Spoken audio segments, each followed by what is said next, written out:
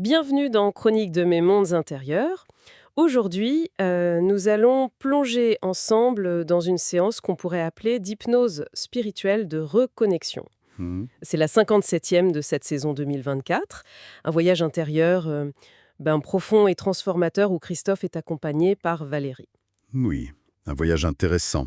Et l'intention de Christophe au départ, c'était quoi déjà? Alors, son intention, c'était de se laisser surprendre, vraiment, d'intégrer, ajuster ou libérer ce qui doit l'être avec l'aide de ses guides. Une ouverture totale, quoi. D'accord. Une démarche d'ouverture, et ça commence fort, si je me souviens bien, avec des images assez marquantes liées à des figures masculines. Oui, tout à fait. Le grand-père, un ami âgé, le père aussi. Des vies de labeur, beaucoup d'espoir déçu peut-être. Oui, et parfois une mort qui est vécue, enfin, perçue par Christophe, comme une sorte de délivrance. Une délivrance face à une vie pas pleinement vécue, peut-être marquée par la colère, le renoncement. C'est ça. Une charge assez lourde qui apparaît d'emblée. Mais très vite, il y a un message qui arrive assez clair pour lui, non? Oui, oui, le message c'est ce chemin-là, celui du renoncement ou de la résignation, ce n'est pas pour toi maintenant. C'est pas le moment. Ah d'accord, donc l'opportunité, c'est plutôt de vivre l'expérience, d'aller voir ce qui a toujours été là en fait, mais qui n'a jamais vraiment cherché. Exactement. Explorer ce potentiel intérieur. Et c'est là qu'arrive cette question assez centrale dans la séance. Pourquoi m'ont-ils embarqué dans ce champ? Hmm. Une question un peu surprenante peut-être. Et la réponse? La réponse qu'il reçoit est très directe. Pour que je cesse de me perdre en renoncement. Et là, bam, le thème est posé. Le renoncement devient vraiment le fil conducteur de toute la séance. D'accord, alors ce renoncement, qu'est-ce que ça veut dire exactement dans ce contexte? Parce que ça peut être interprété de plein de façons. Bah justement, la guidance va préciser. Il ne s'agit pas d'abandonner, de tout laisser tomber, quoi. C'est plutôt l'idée d'aller au bout de l'idée. Aller au bout de l'idée. Oui. Et il y a une métaphore assez puissante qui est utilisée, celle du bateau funéraire égyptien sur le Styx. Tu vois l'image? Oui, oui, je vois. C'est assez saisissant. Mais alors, l'accent est mis sur quoi? Sur la mort? Non, pas du tout sur la mort elle-même, plutôt sur la posture d'accompagnement. C'est ça qui est intéressant. Comment on accompagne ce passage, cette transition? Ah, d'accord. Donc, préparer avec amour, œuvrer avec soin. Exactement. Aimer contribuer, opérer dans le sens de participer à l'opération. C'est la qualité de la présence, de l'intention dans cet accompagnement qui compte vraiment. Pas tant l'issue finale, si tu veux. Je vois. La qualité de l'action, de la présence, et c'est là qu'intervient cette notion de l'enseignant, c'est ça? Tout à fait. L'enseignant. Une présence qui agit à travers soi, mais seulement quand on répond à son invitation, quand on accepte cette collaboration. Hmm. Et qu'est-ce que ça change, cette collaboration? Bah, ça ouvre des espaces. Des espaces vastes où la précision, la justesse de l'action ne dépend plus seulement de l'individu, de ses capacités limitées, quoi. Ça dépasse l'ego. Ça dépasse l'ego. D'accord. Il y a une autre image, je crois, avec un livre. Oui, une très belle image. Celle du souffle de l'amour qui vient enlever la poussière d'un vieux livre pour en révéler le contenu. Un souffle doux mais puissant, qui mène à la reconnaissance, à une compréhension plus profonde. Ce livre, ça symbolise quoi alors? Un savoir? Plutôt un legs, un héritage. Mais attention, pas un enseignement intellectuel, hein, pas un truc à apprendre par cœur. C'est quelque chose qui se révèle souvent dans l'absence d'ailleurs. Comment ça, dans l'absence? Bah, comme quand on comprend vraiment quelqu'un seulement après son départ, tu vois? On saisit l'essence de son enseignement, de ce qu'il ou elle nous a transmis, mais après coup. Ah oui, je vois. C'est souvent comme ça, malheureusement. D'où l'importance, j'imagine, d'être vraiment présent maintenant. Exactement. D'où l'importance cruciale de la présence totale, de l'engagement consciencieux, c'est le mot utilisé, dans l'instant présent. Pour soi, pour l'autre, et pour ce qui se passe à travers l'autre aussi. C'est un processus de réunification, c'est ça, avec sa raison d'être. C'est ça, une réunification. Retrouver son axe, son alignement. Et il y a encore une image pour ça, non? L'arc-en-ciel. Oui, l'arc-en-ciel après l'orage. Elle illustre bien comment cette présence, cet alignement, la verticalité esprit-cœur en connexion avec cet enseignant intérieur, comment tout ça apporte un nouvel éclairage. Ça apaise, ça permet la reconnaissance mutuelle. Une forme de transformation douce en se laissant ajuster par cette sagesse qui émerge. Voilà.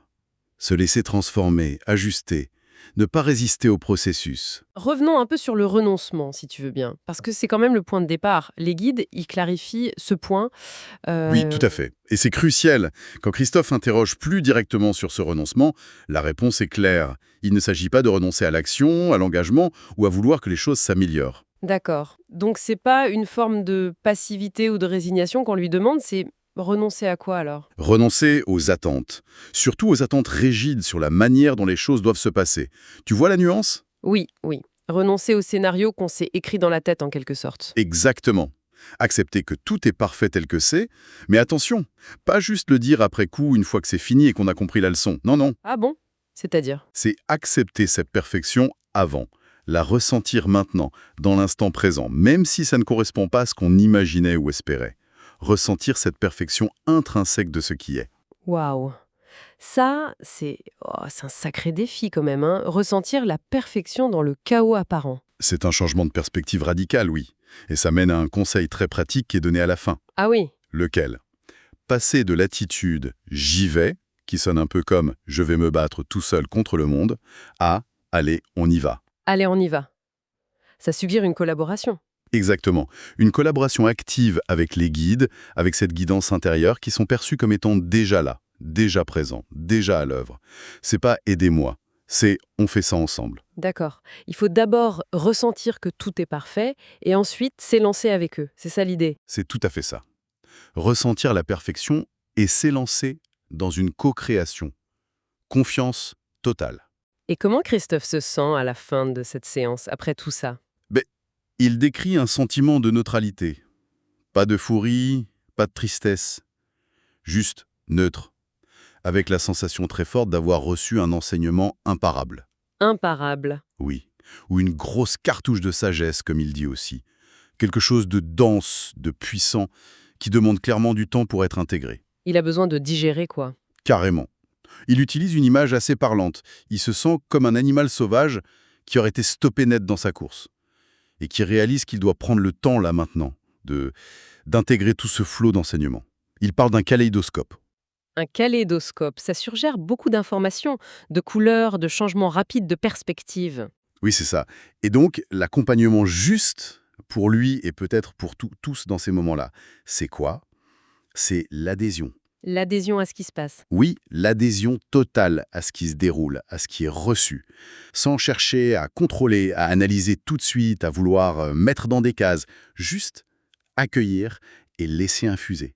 C'est une forme de lâcher-prise actif, si tu veux. Présence, lâcher prise sur les attentes, co-création avec la guidance. C'est riche. Très riche.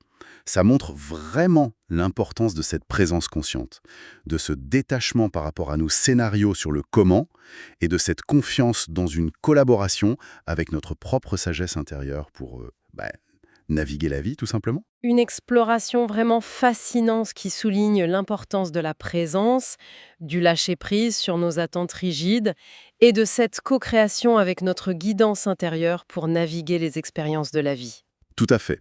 Ça invite à une posture différente face aux événements. Et maintenant, on passe à la composition musicale, tout droit inspirée par cette séance.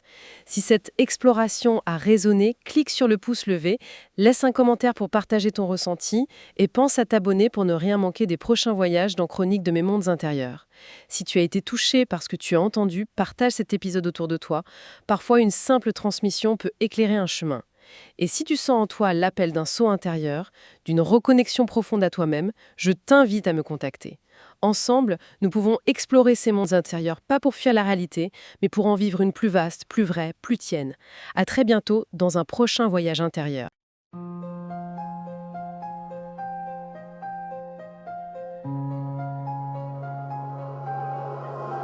Je marchais seul, le cœur chargé, des rêves brisés, des silences rangés. Mon père, mon grand-père, leurs mains usées, ont semé l'espoir mais pas récolté. Je vois leurs ombres sur le quai, Un bateau doux glisse sur l'eau, ils partent en paix, sans colère. Moi je reste mais plus pareil. Le vent murmure, arrête de fuir. Ce que tu cherches, il est en toi. Pas besoin de tout contrôler, juste respirer, laisser couler. On y va, main dans la main avec l'invisible. On y va, cœur ouvert sans plus de scénario. Tout est parfait, même quand ça tremble. L'amour souffle et le livre s'ouvre. On y va, on y va. J'attendais un signe du ciel, un miracle, un grand appel. Mais la sagesse elle est discrète, elle danse dans l'instant qui naît. Elle est là quand je me tais, elle brille après l'orage. Un arc-en-ciel dans mes veines me rappelle je suis pas sage. Plus de je dois, plus de faut que, juste je suis et ça suffit. Le renoncement c'est lâcher prise sur comment ça doit se dire. On y va, main dans la main avec l'invisible. On y va, cœur ouvert sans plus de scénario. Tout est parfait, même quand ça tremble. L'amour s'ouvre et le livre s'ouvre. On y va, on y va. Je ne suis pas seul, je n'ai jamais été seul. Les guides sont là, pas pour me sauver, mais pour danser avec moi. Alors je danse, même dans le flou. Le chaos devient rythme et le silence. Monter vers final, pas de renonçant, mais une offrande, pas de fuite, mais une présence. On y va, main dans la main avec l'invisible. On y va, cœur ouvert sans plus de scénario. Tout est parfait, même quand ça tremble. L'amour souffle et le livre s'ouvre. On y va, on y va, on y va. Ensemble, maintenant, on y va. La vie nous répond. Je suis l'élève, je suis l'enseignant, je suis le souffle, je suis présent.